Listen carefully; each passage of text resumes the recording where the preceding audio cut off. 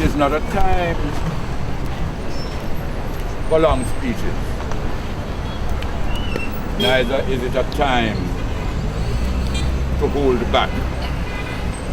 What we will tell you, Ambassador, is that we share with you.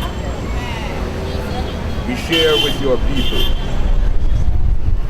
All of Latin America and the Caribbean at this point in time share with you. And indeed, persons from even farther afield. We ask at this point in time that you understand that we are with you and your people.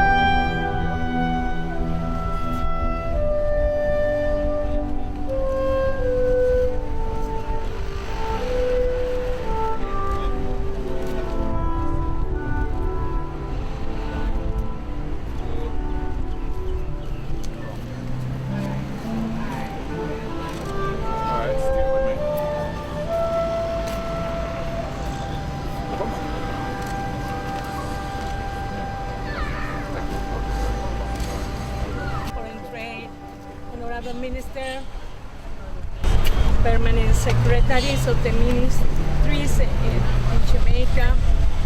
I would like to, on behalf of the acting president, on behalf of the government of Venezuela, on behalf of the people of Venezuela, express our deep gratitude and appreciation for your support, your friendship, your solidarity in this very difficult moment for my people and my country.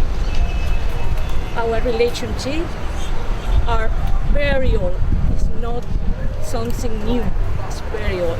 But during the last 10 years, 14 years, through Petrocaribe and another project of bilateral cooperation, our relationship now is more strong.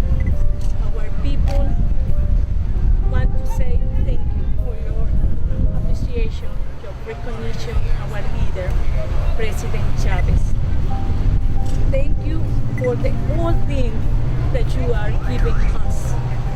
This moment is for me something unforgettable. Thank you so much.